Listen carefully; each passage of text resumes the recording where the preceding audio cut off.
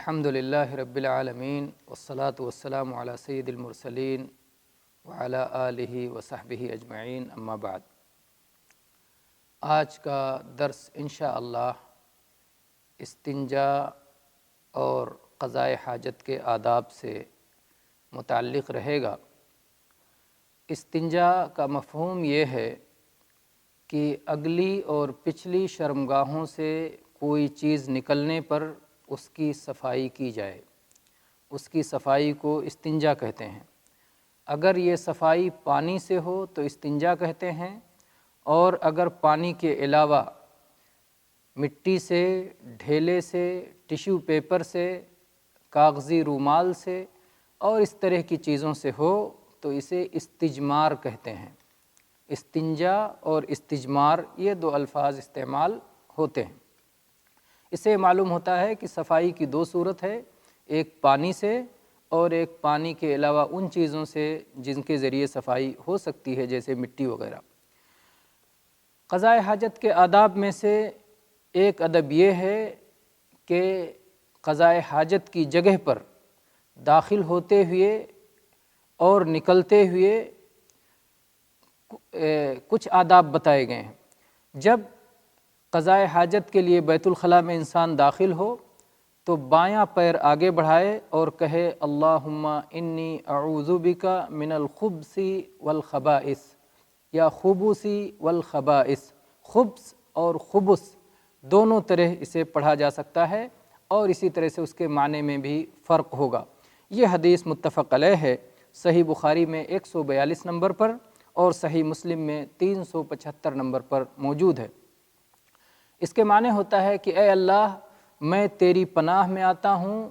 سرکش شیطانوں سے یا ہر قسم کی برائیوں سے،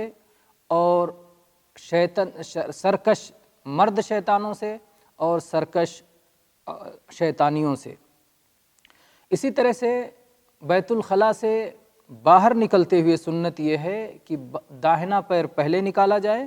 اور کہا جائے غفرانک، اے اللہ میں تیری بخشش چاہتا ہوں۔ یہ سنن ابی داؤد اور سنن ترمذی کی حدیث ہے۔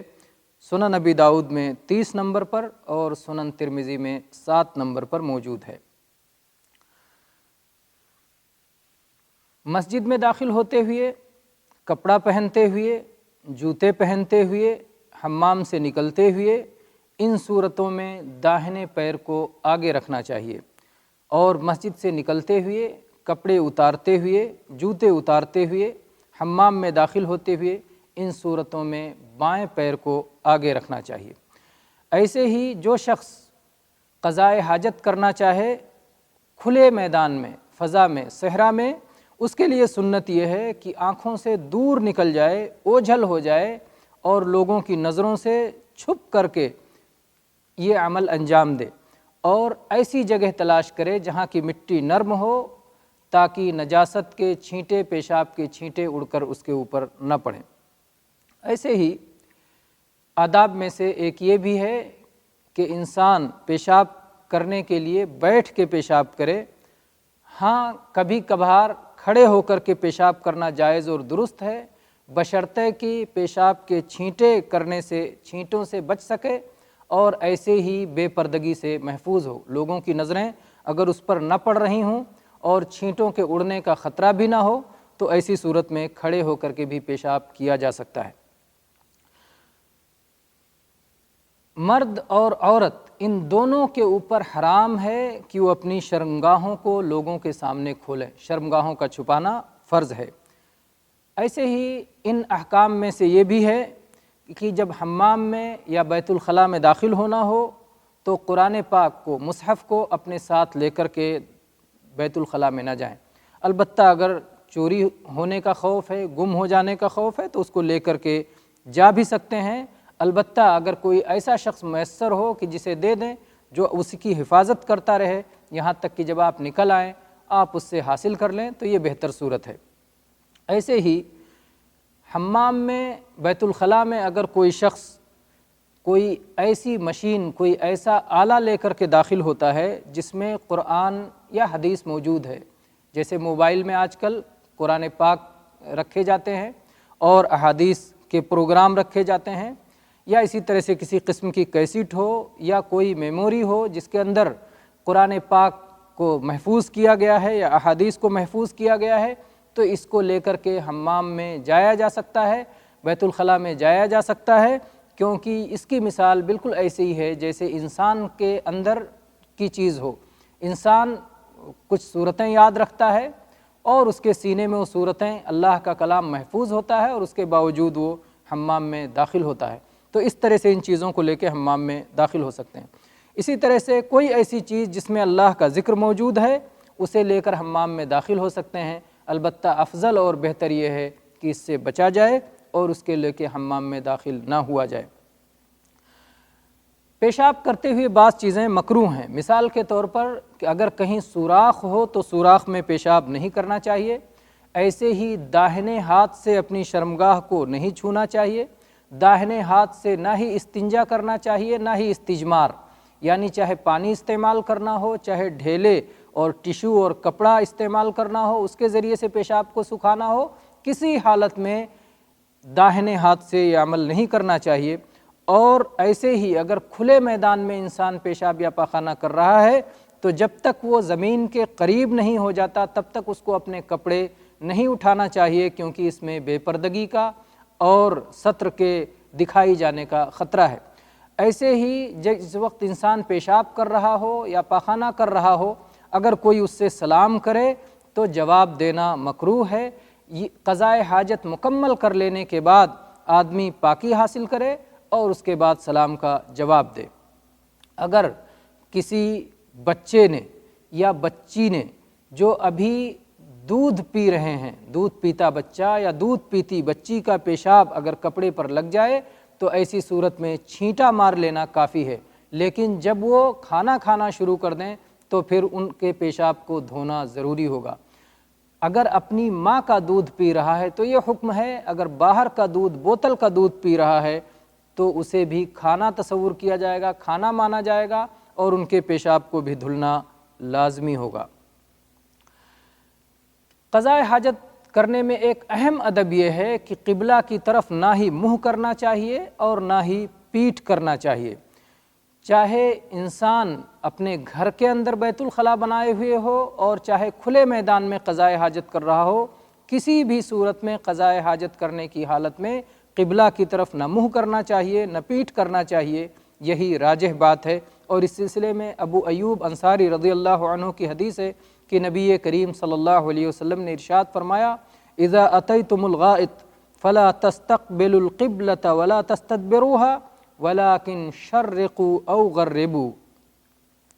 یہ متفق علیہ حدیث ہے، صحیح بخاری میں 394 نمبر پر موجود ہے اور صحیح مسلم میں 264 نمبر پر یہ حدیث موجود ہے۔ ابو ایوب انصاری رضی اللہ عنہ بیان کرتے ہیں کہ نبی کریم صلی اللہ علیہ وسلم نے فرمایا کہ جب تم قضائے حاجت کرنے کے لیے جاؤ تو قبلہ کی طرف نہ منہ کرو اور نہ پیٹھ کرو، لیکن منہ یا پیٹھ پورب یا پچھم کر لیا کرو۔ یہ مدینہ کے تعلق سے حدیث ہے۔ مدینہ کے لوگوں کے لیے قبلہ کی طرف منہ یا پیٹھ اس وقت ہوگا جب وہ شمال یا جنوب میں منہ یا پیٹھ کریں گے، لیکن مشرق یا مغرب اور پورب یا پچھم کا مسئلہ ان کا قبلہ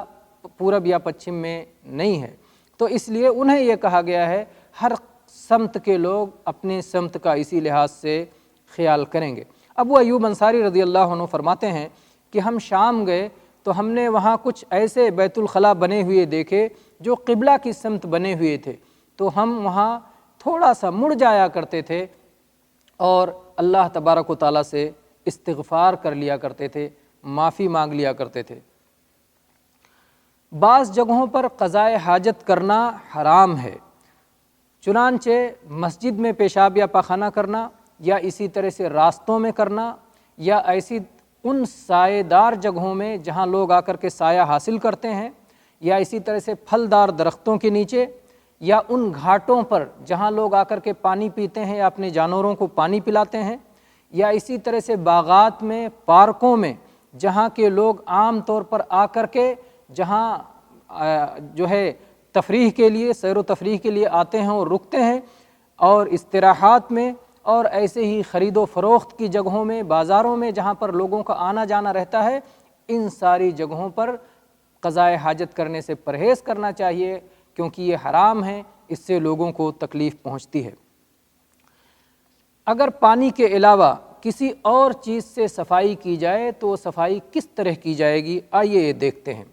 اس سلسلے میں یہ ادب ہمیں سکھایا گیا ہے کہ کم از کم 3 ڈھیلے استعمال کیے جائیں،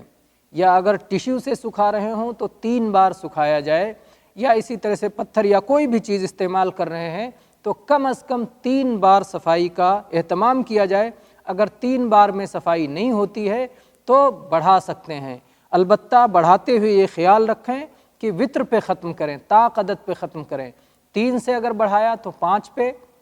یا 7 پر یا 9 پر، اس طرح سے طاق عدد میں صفائی کا اہتمام کریں۔ ہڈی سے، گوبر سے اور ایسے ہی کھانے سے اور کسی بھی قابل احترام چیز سے استنجا اور استجمار کرنا حرام ہے، اور جو بھی چیزیں انسان کی اگلی اور پچھلی شرمگاہوں سے نکلتی ہیں اسے پانی سے یا پتھروں سے یا مٹی اور ڈھیلے سے یا کاغذی رومال ٹیشو پیپر سے یا اسی طرح سے اور کسی عام کاغذ سے، ان سب سے صفائی کی جا سکتی ہے۔ البتہ پانی سے صفائی کرنا بہتر ہے، کیونکہ اللہ تبارک و تعالیٰ نے پانی کو پاک کرنے کے لیے آسمان سے اتارا ہے، وَأَنزَلْنَا مِنَ السَّمَاءِ مَاءً طَهُورًا، اور پانی کی صفائی سب سے بہتر صفائی ہوتی ہے۔ اور اگر کپڑے میں کسی جگہ گندگی لگ جائے، پیشاب یا پاخانہ یا جو بھی نجاستیں جن کا ذکر سے پہلے کے دروس میں ہو چکا ہے، یہ نجاستیں اگر کپڑے میں یا کسی جگہ پر لگ جائیں تو ان کو پانی سے دھل کر اچھی طرح صاف کر لیا جائے۔ اگر یہ معلوم نہ ہو سکے کہ کپڑے میں کس جگہ یہ نجاست لگ گئی ہے تو پھر پورا کپڑا دھل لینا چاہیے، تاکہ وہ نجاست جہاں بھی ہو دھل کر کے صاف ہو جائے۔ ھذا والحمد للہ رب العالمین، وصلی اللہ علی نبینا وسلم۔